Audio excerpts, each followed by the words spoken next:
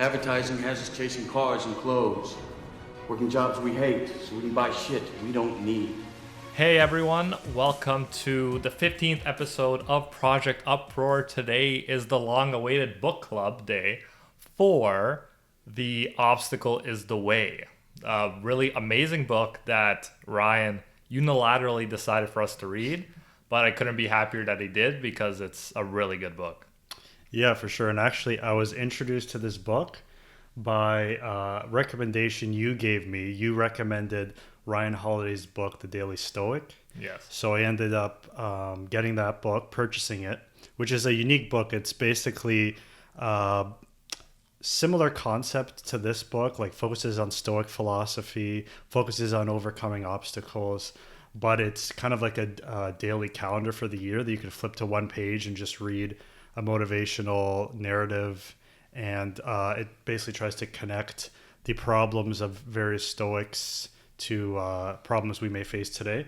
And when I was looking at the suggested list, I came across this book, Obstacle is the Way.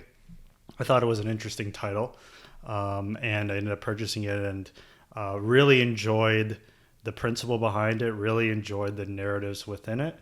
And I think the cool thing about Ryan Holiday is he's so young, right? He's experienced. Yeah, he's 32, I believe. Yeah, and he wrote these books in his 20s, I'm pretty sure. And he dropped out of university, which is a brave thing to do, I think, to drop out so early on when obviously you're well-read like him.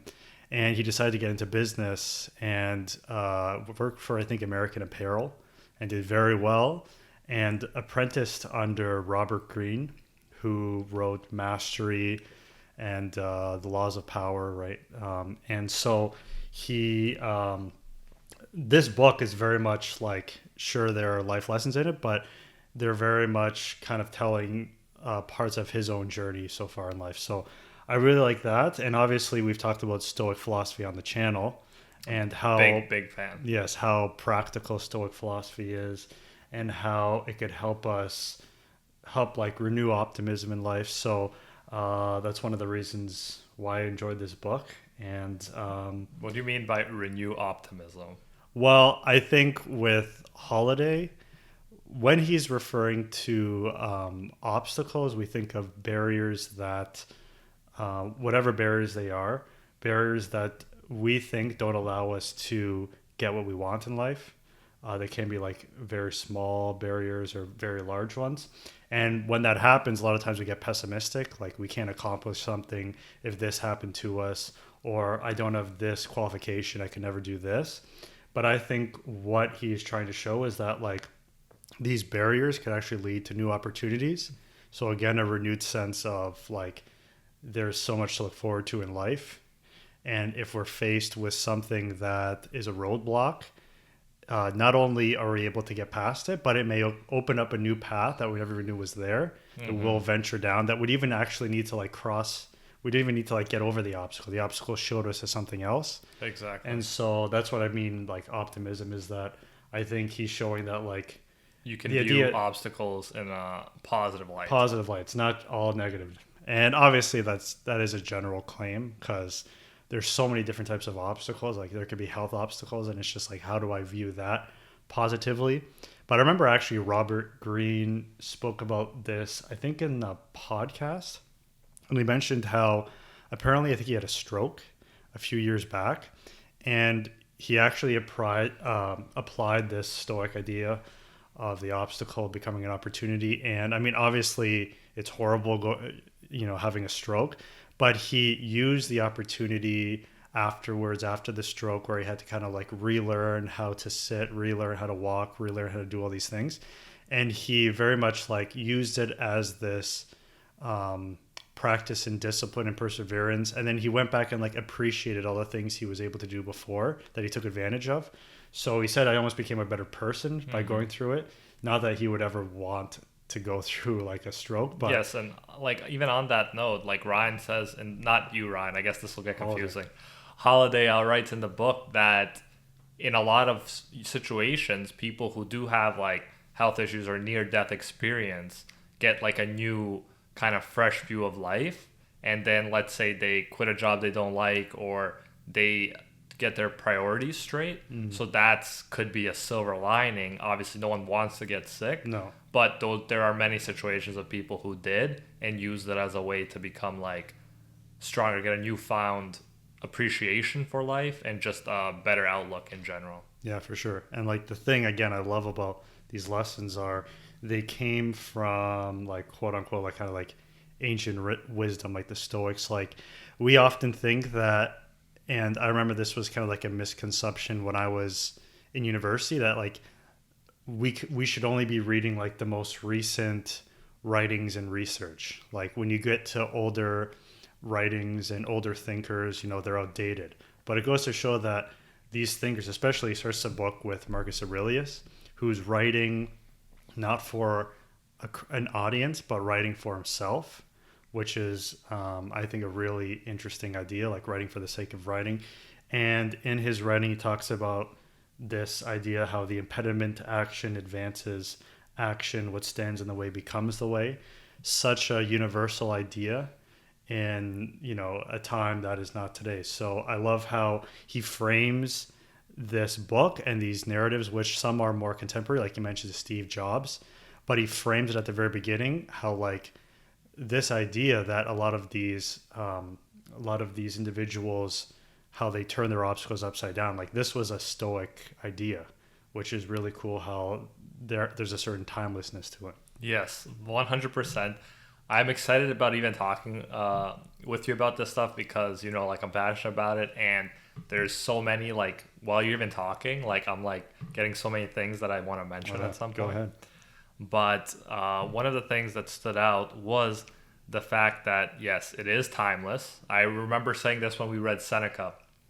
I was so surprised that everything he was saying could have been said like yesterday.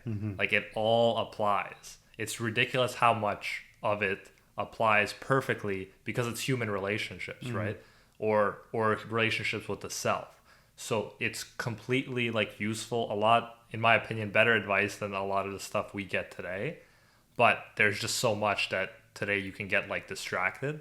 But with these, you know, they're proven and true. There's a reason they've been around for so many years, right? So many centuries, because people did find it useful. Another thing you brought up was academia and how Holiday dropped out. And yeah, even near the end of the book, he talks about like how philosophy is not meant to be this thing where, you know, you're just studying it in academic circles for the sake of studying it. It's meant to be applied. A philosopher should be a man of action and putting his philosophy to actually putting his philosophy into practice. And I absolutely love that. Like the idea that philosophy should be something we can take action on and actually use right now, rather than just kind of thinking about it but not having it affect our lives, keeping it like a closed off kind of thing. I really like the emphasis on, no, this is philosophy, stoicism especially, to be used in real life and to make actionable changes in life for the better. So that was awesome. And I also wanted to bring up how you, which I'm going to bring it up, published an article recently. And this is why I view it's perfect for the topic, because it was about you kind of being at the same time confused about what you're going to do with life, right? After university, which you can explain in more detail. But the idea is you turn that confusion, like an obstacle, so to speak, into a topic that you could actually write about, and you actually got it published. So I think that's a great example of how you took something that was an obstacle, like the confusion with like, hey, what am I going to do now with my life? And you turned it into something that I read the article. I really liked it.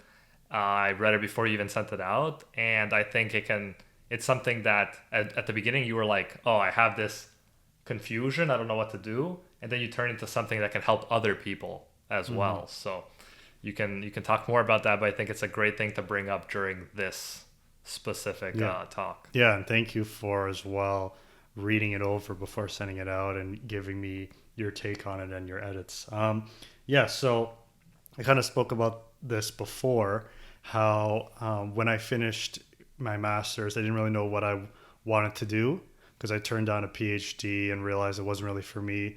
And so I decided to try to do law school, and or apply to my LSATs, and I realized I didn't want to be a lawyer. I was just doing it to say I was on a path, whatever that path was. And so the article came out of an idea to reflect back about a year and a half ago or 2 years, whatever that was, when I was in that situation, when I was finishing up my master's and didn't really know what to do with my life. Because it's a very common situation that a lot of people our age go through, like in their early, mid, late 20s. And so what happened, actually, I was influenced to write it because of one of my professors. I ran into him and I was talking about kind of what I was doing, and he's a journalist as well. And he said, like, you should try to work through what you're going through in like a piece of writing. Like, it doesn't even have to be publishable. Like, just like try to work through it through some sort of narrative, and maybe you can make sense of things. So I tried that, and I actually worked on it. Even though it's a very short article, I worked on it for like months because I just didn't know how to. I kept writing one version of it and then redoing it because I didn't really know how to frame it. Originally, I had something like what to do with the next 4 years of your life after you decide not to do a PhD, and I thought, like, that's too kind of that's too much, and too, yeah. So what I decided to do was just talk about my experience, how I kind of fell out of love with parts of academia, not all of it. There's parts that I still absolutely love, and basically decided to turn down an offer for a PhD, and the kind of shame I initially felt going through it, and then after the shame, kind of coming to terms with, like, I don't really know what I'm doing for the first time in my life, which is very intimidating, because I didn't have, okay, in September you're starting this program or this school. So that was tough. And so basically the article is just a few pieces of advice that I give. And a lot of the advice relates to stuff in this podcast, like appreciate the process instead of the actual destination. Take time to, like, slow down and rest and take care of yourself. And so anyways, I just submitted it to a magazine called University Affairs, and they ended up liking it, and they published it. And so far, I've been on and off, and it's gotten some shares on Twitter, on Facebook. And I guess, like, I don't care about necessarily my name being linked to it. What I care is, like, a lot of people said, oh, I went through that experience of facing this obstacle of not knowing what to do, confusion, and it really helped me at least, like, think through it. Or I'm in that situation right now. Or I saw people tagging other people saying, isn't this what you're going through? So it's cool how, I at least, I don't know if I helped people, but I allowed people to reflect a bit more. And, like, the main part was, like, you're not alone. Like, a lot of people deal with this. A lot of people don't know what to do. And there is, specifically with this problem, I do feel there's a specific problem that is only relevant to those who leave academia and don't know what to do in the outside world. Like, that's very specific. They go through, at least I went through, like, an identity crisis. It's like, I was this for so long. Now what am I? When school doesn't really define me anymore. So anyways, if you're interested, you could check it out on University Affairs. We'll link it in the description of this video. Yeah, and it's in the career advice category. And right now, last time I checked, it was the number one most read article on the site so far, which is pretty cool. It's pretty cool. People are connecting to it. So yeah, I mean, that was an example of definitely a major obstacle, like identity crisis, major obstacle being able to become an opportunity. And, like, it was very therapeutic for me to write it as well, because I tried to be as candid as I could. Amazing. And I think that's, like, kind of alchemy at its best. We read The Alchemist. I think that's alchemy at like its purest form, where you take a problem that you're dealing with and you turn it into let's say a book, a piece of art, or just a piece of prose. And then you end up in a situation where you're actually helping people, and with the written word and with videos and whatever way you choose to do it, it can, like, spread, and people can all of a sudden feel better.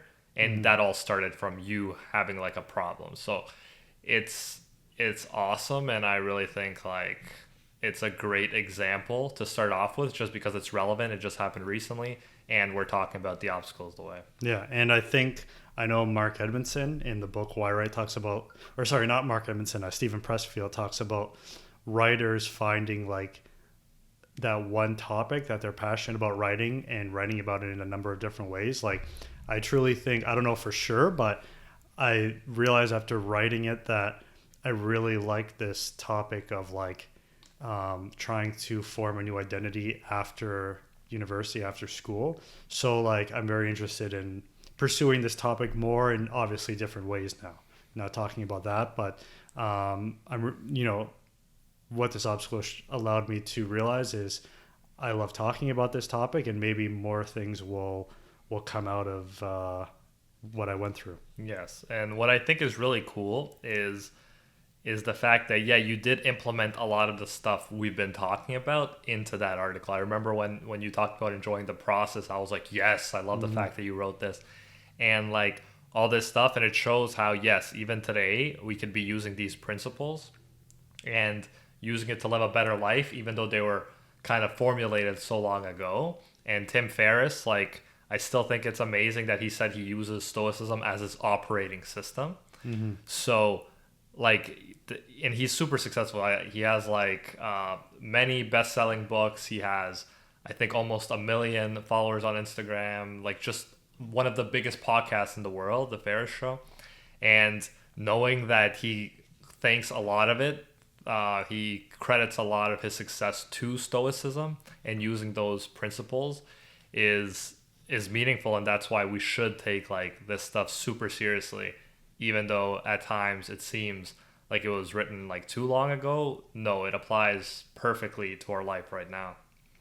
Yeah, for sure. And like there were so many moments in the book that stuck to me, like when they talk about obviously acting.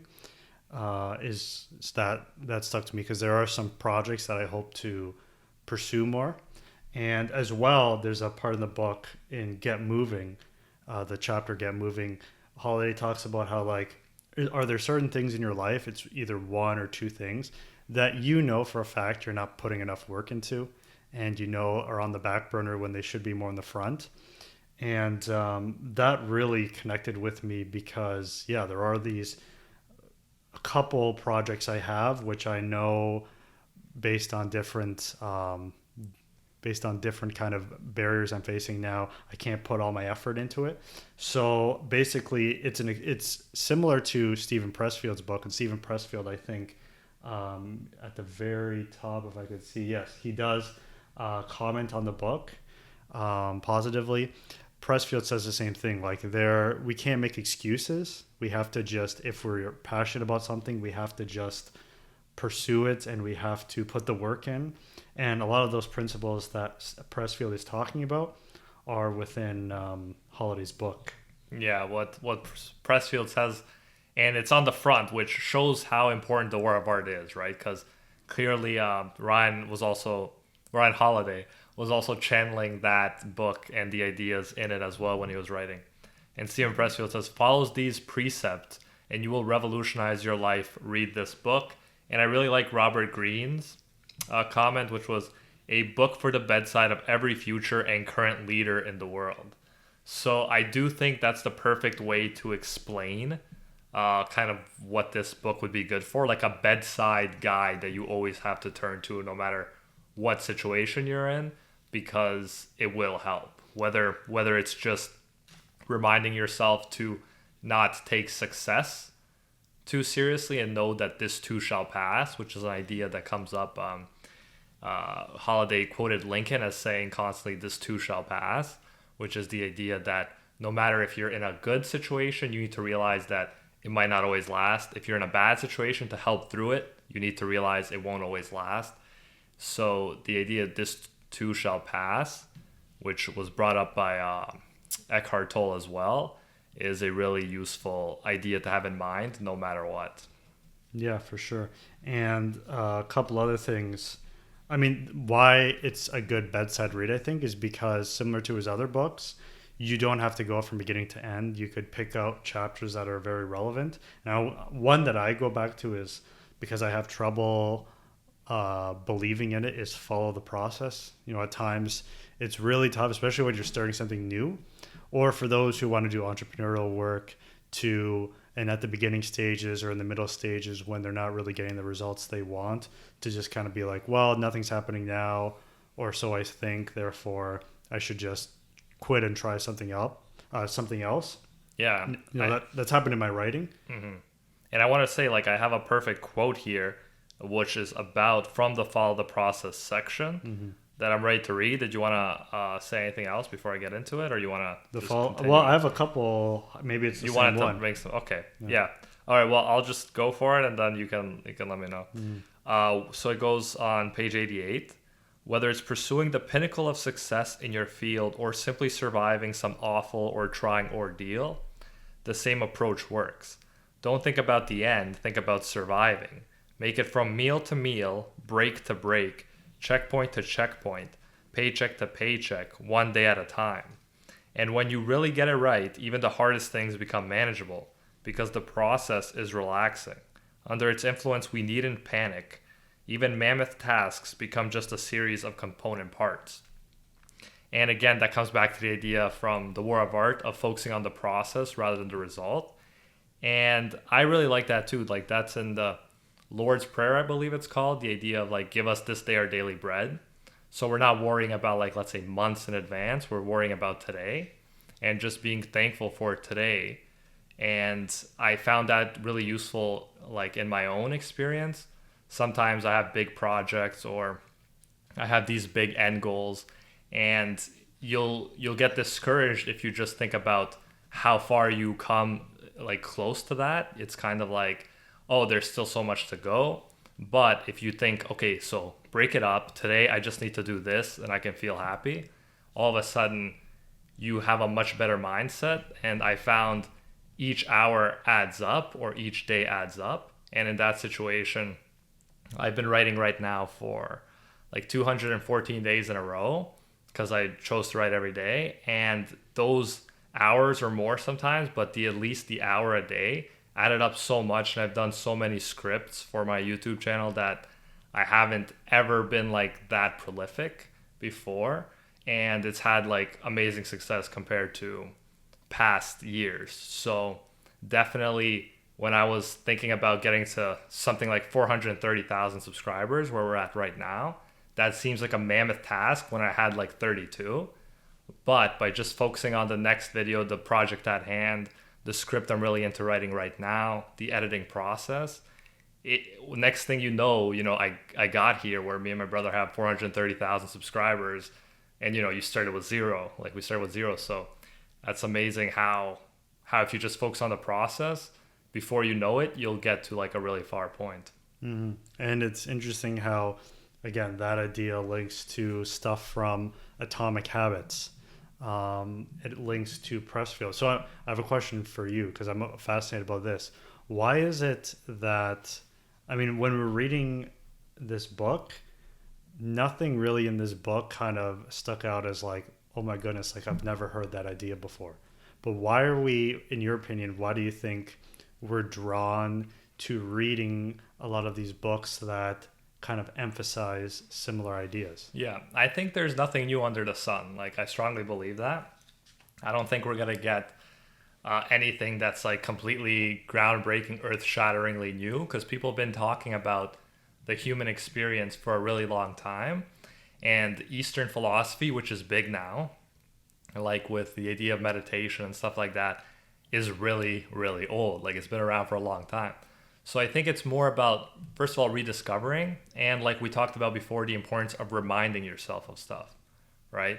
Because when we don't think about it, we go into this autopilot mode where we're worried about what someone said at work, or we're worried about, what we're gonna do next month, if we're gonna get fired, if we're gonna like this or that.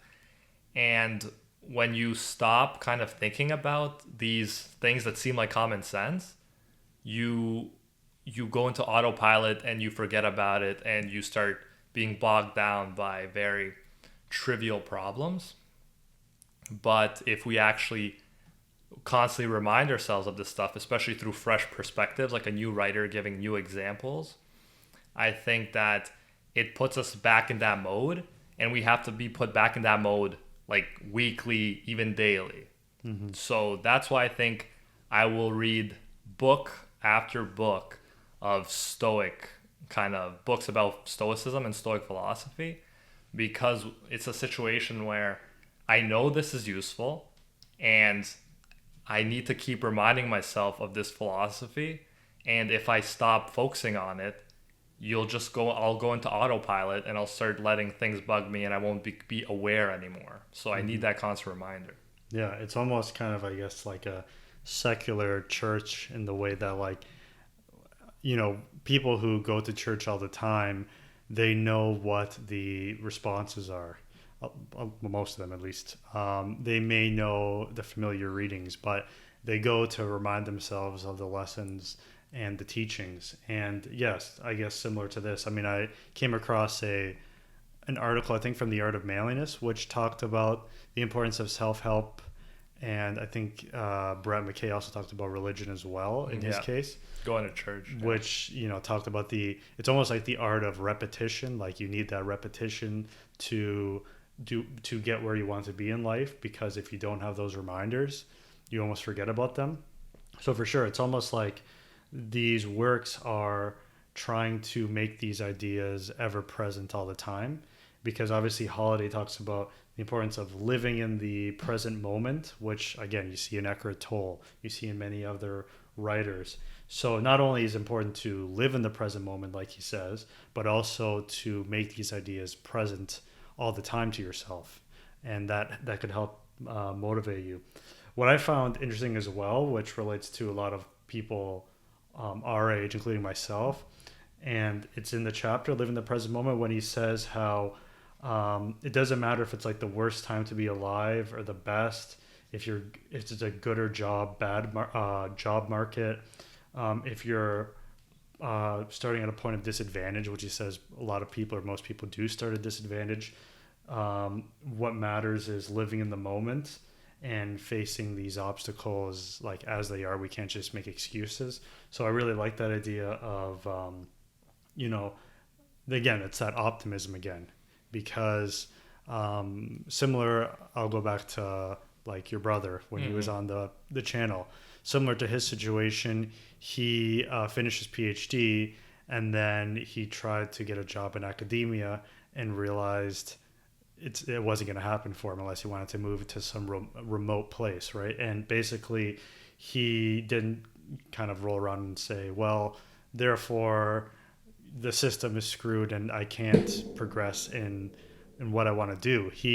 Without that obstacle of not finding the job, he probably wouldn't have been able to start this channel, or at least put the effort into the channel. And that's a big way to view it, but there's so many like even smaller ways that's happened. When we started out making certain kind of videos and they didn't work out. Then we were making Pokemon Go videos and they had some success, but they weren't that successful. So we moved on to other stuff. And when you have that situation where now we're doing something that we like even more, way more than the Pokemon Go stuff, and we're having like a good amount of success. And if we were successful at the Pokemon Go stuff, maybe we'd be enjoying the videos we were making less than the ones we're making now. So you never know why something is good. It's good that we weren't having like a breakthrough earlier on, because we might have been doing videos longer that we weren't as into as the ones we ended up doing later. So you have these situations everywhere in life. It's the same like if you, let's say, go through a breakup and during the time it seems bad, but looking back, you're like, wow, that was like the best thing that could have happened to me. Either I met someone else, or I just grew as a person, or we were just never right for each other, right? You have a lot of situations where looking back, I'd say most of the time in life, I realize that looking back, everything happened for like a reason. And I wouldn't have it happen any other way, because all of the closed doors led to like new opportunities and led to where I am right now, which is a pretty amazing place to be in my point of view. I mean, I like how, going back to the process, I like that idea of just like your videos maybe not catching on at first. Holiday stresses like patience, and again, kind of like delayed gratification, realizing that at first when you start something, it's most likely not going to take off or work. And he says, this is in the chapter, Do Your Job, Do It Right. Sometimes on the road to where we're going or where we want to be, we have to do things that we'd rather not do. Often when we're starting out, our first jobs introduce us to the broom, to quote Andrew Carnegie. And there's nothing shameful about sweeping. It's just another opportunity to excel and to learn. The idea that now you could take that in many different ways, right? If you're a student who you're in university right now and you have a summer job and you're like, this is so beneath me, I'm not learning anything, I hate going into work, right? You should, I guess what Holiday's alluding to, you should flip that mindset around and be like, there's so many things I could learn from this job.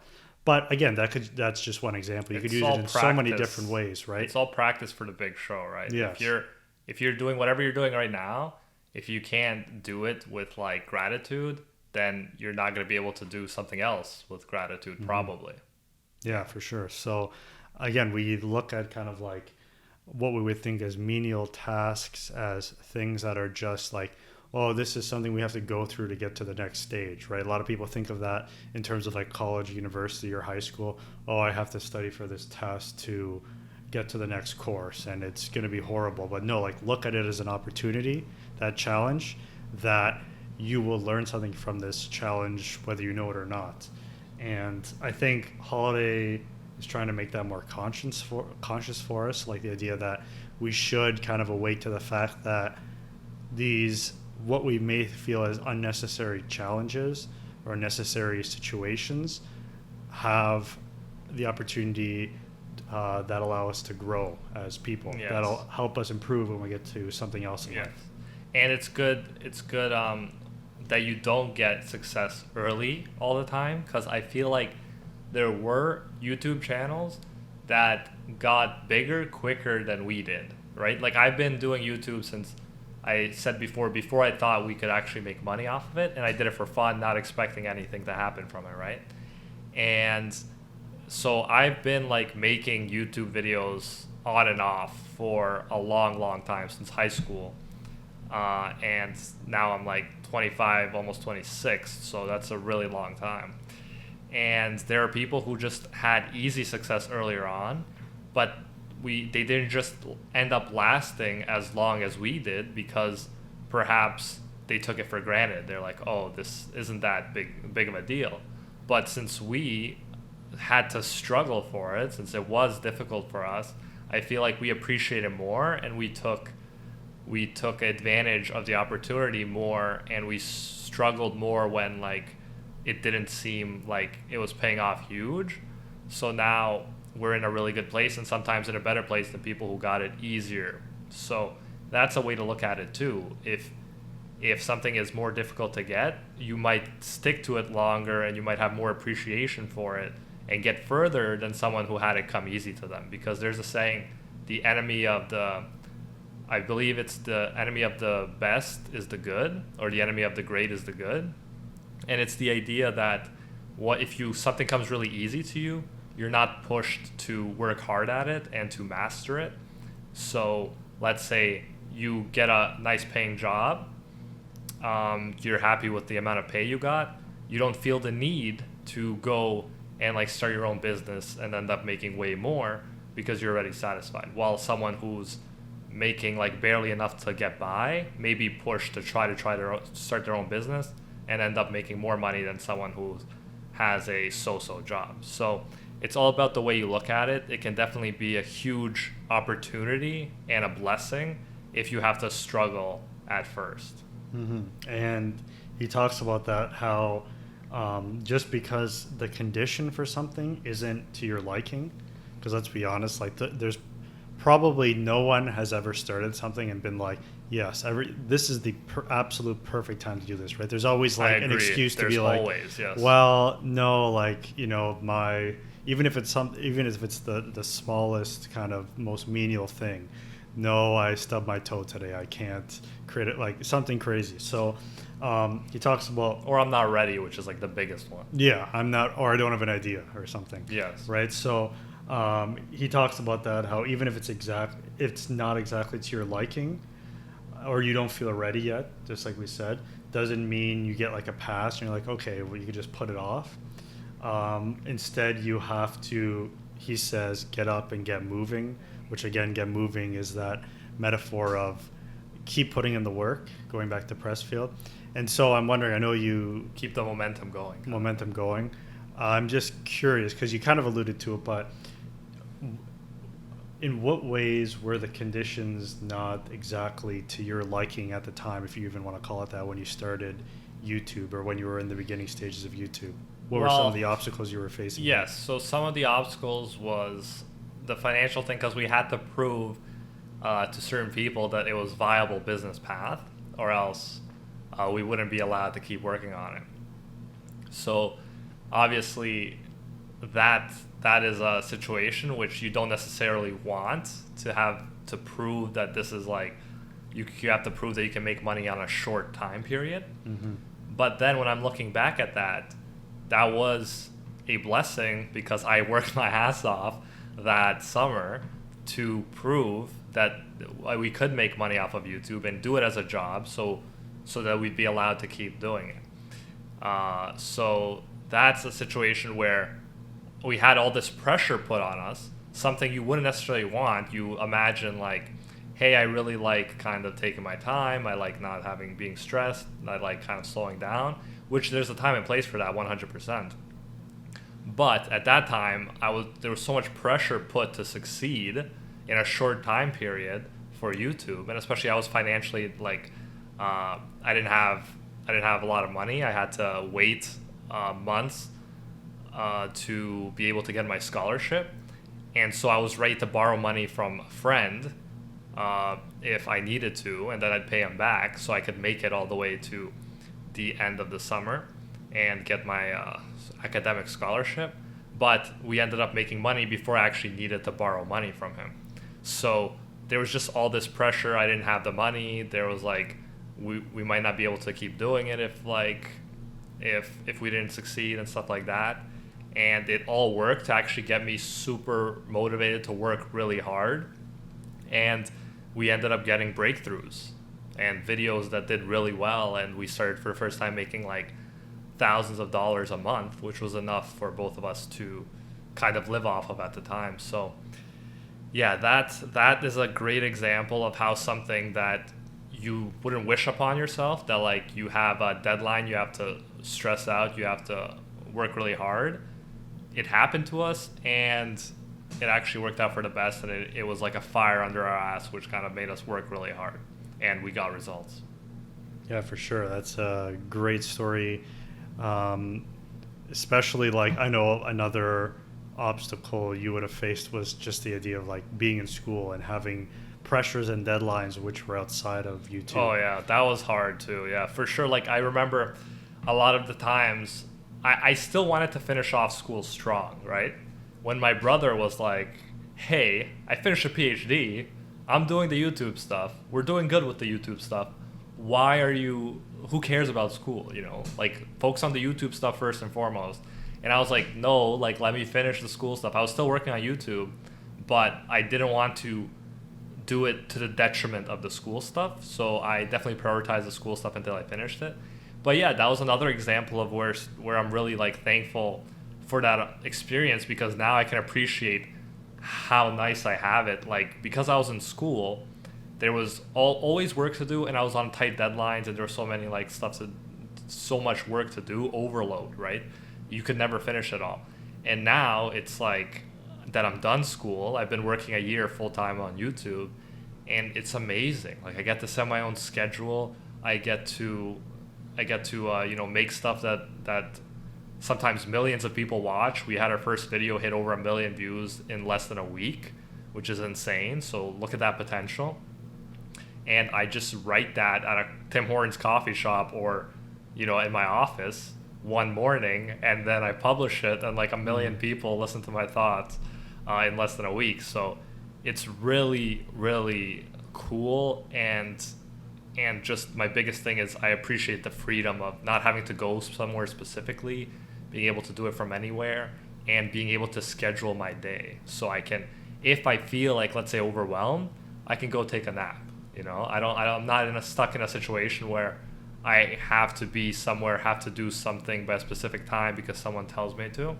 Everything I do it out of my own choice, and that makes all the difference in my opinion. Yeah, but again, you set a very strict schedule for yourself, Yes. which I believe, I don't know whether you agree with it or not, but I believe one of the reasons why you set fairly strict deadlines for yourself and have a strict schedule is in part due to the way you discipline yourself in your masters. Because I know before that, you had difficulty, like you even mentioned on the podcast, you had trouble procrastinating and you'd leave everything to the last minute until there were, hard deadlines in place. And I think a couple of instances you mentioned, you actually I was late a bunch of asked times. for extensions. I actually got I remember getting something late that they took 10% off for one day of being late. Yeah. So I believe, I knew there was a turn in your discipline when you did your master's. So even though it was a huge obstacle not being able to put, probably anywhere as near effort you'd like to in YouTube, without the master's, you could, you might not be as successful as you are on YouTube. I am so glad that you pointed that out because, I might have just jumped over that. But, that's the other thing. That's one of the huge reasons I don't regret doing masters because it was hard. There was, a ridiculous amount of work. But it also was the first time I pushed through my procrastination kind of personality. And I'm like, okay, I can't keep going like this. It's not working. There's way too much work to be done. So I ended up just pushing myself to actually work on stuff every day. Because I was always the guy who was like, more research. And then I'd start writing the day before, And you can't do that for a master's thesis, which is 40 pages. So and not only that, but you're in such a small class setting that you're held accountable all the time. If you went into a presentation, exactly. If I'm late, or if you said, no, I'm not handing something in, you're going to stick out like a sore thumb compared with 300 people in the class. So there's a lot more pressure, and it was either embarrass myself in front of everyone or actually start changing the way I do things. And I decided to start changing the way I do things because there was that social pressure and there was that me just being sick of being a procrastinator. Because you don't respect yourself when you're a procrastinator. It's it's not something that you're proud of. So I went from procrastinating a lot in my undergrad, and I admit I did have moments where I didn't, and that was because I did it so often, did so many assignments that I had opportunities sometimes to start in advance. Ryan was a good role model because sometimes he'd be like, oh, I'm already done this. And I'm like, oh, my God. And then I'm like, oh, I have to start at least. Yes. And what was your comeback to that? What? Your famous comeback. No, let's not go there. You don't want to. He always, we won't mention it, but he always mentioned this insulting comeback and be like, oh, yeah, well, and it would get me every time. But no. No, yeah. It was very funny the first time. Yeah. Because I remember you looked very dead serious saying it. Well, we can say it just because it was not something I'd say now, but I was probably irritated because he was ahead of the whole class and he was really on top of stuff, and I'm like, yeah, Ryan, you're ahead of everybody and everything except your intelligence. which is obviously not true. Ryan's a super smart guy, but for some reason I said that and we both found it funny, so now we always joke about it. Yeah. But that was me probably being irritated because I couldn't do work as early as you started working on it.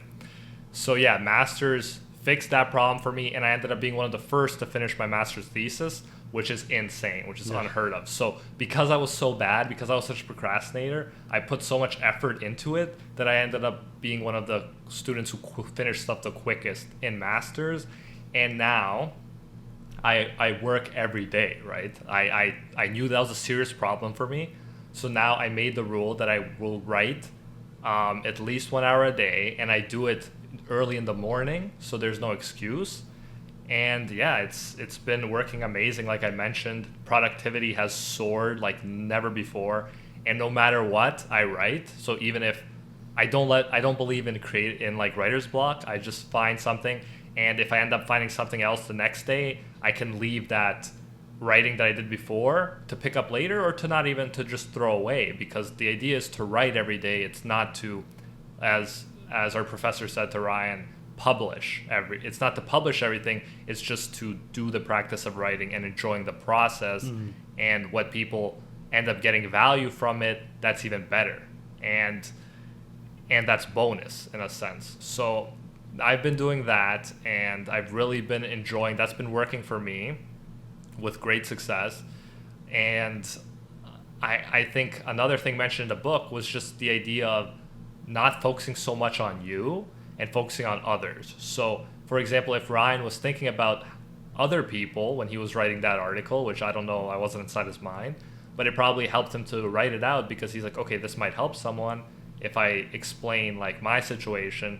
So he was doing it in a sense for other people, which encourages you to write. I remember my master's thesis, I did it on the way that the Balkan people are represented in the West.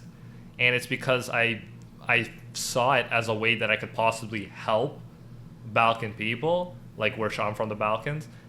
That's what motivated me to work on it. If it was something where I didn't see benefit to other people, I could not like convince myself to actually do it. And with YouTube, a great thing is I know a bunch of my subscribers, and some of you are watching now, really want certain videos and more content. So it pushes me, because I'm like, I don't want to disappoint other people. Other people say it gives them value, and so I'm gonna sit down and do the work. I have such a blessed life right now that the least I could do is force myself to do work every day, at least like an hour, and it's usually more. But if I can't do that, then I don't deserve to be where I am, if I can't even like hold myself accountable every day. So that's kind of the way I view it. And I agree with Holiday, once you start viewing it from other people's perspective, rather than just from your own, then all of a sudden things get a lot easier. Yeah, for sure. There's just so many lessons from this book, and I mean, I recommend picking up a copy, especially reading through some of the narratives, like we said, Steve Jobs, like Abraham Lincoln, like Einstein. There's just so many interesting challenges they went through, and it's cool to see similar parallels between some of their personal lives and our lives. Yeah. Holiday also wrote a couple other books you should check out. Ego is the Enemy. There is a new book, and I think we mentioned it before. I think it's called Stillness is... I don't know. There's always an alliteration to it in this title. So Stillness is... I forget the second part, but it's about like stillness and like the ability to press pause sometimes and disconnect, which is kind of cool. So Holiday has a YouTube channel called The Daily Stoic, which he based off of his book. Yeah, you can follow him on Daily Instagram. Stoic, We'll link sure. that in the description. There's a lot to take away from his ideas. Now, just a quick word on the podcast itself. I will be going away for a couple weeks, so not sure if we're going to have an episode for the next couple weeks. We probably We'll won't see. have a podcast episode, but I might do some fun experimental stuff There in we between. go. We'll the see. obstacle presents an opportunity. Yeah, exactly. And I have an idea, so hopefully I'll be able to do that before Ryan comes back. Yeah, for sure. So it'd be really cool. You'll be able to check out our channel and see if something happens. We are going to have a special guest when we come back for our first episode, so we're really excited for that. You'll be able to see who it is when we get back. And I don't think we'll probably do a book club for this month. We'll get back to you on that, just because we will be, by the time we get to that episode, approaching the end of the month, and we may have another guest lined up. But we appreciate it if you followed along, read the book. We'll have another great book. We have a couple books As in soon as mind. we know what the next book is, we'll say it. But the date for it might be changed just because Ryan's going away, so that might affect the schedule. Yeah, for sure. Any last words about the book? It is freaking amazing. You guys have to read it. It is, like I said, and like Tim Ferriss said, Stoicism is a great operating system for life. And whatever your situation, Lincoln struggled with depression. There was a lot of other people at different challenges. You could turn that, as hard as it is to believe, into an experience that makes you stronger, and it could actually end up being a benefit. And that alone, knowing that difficulty and adversity can actually make you stronger and it can be a good thing, is an idea that this book will cement in you, and that will help you unbelievably in life. For sure. Okay, everyone. We will see you next time.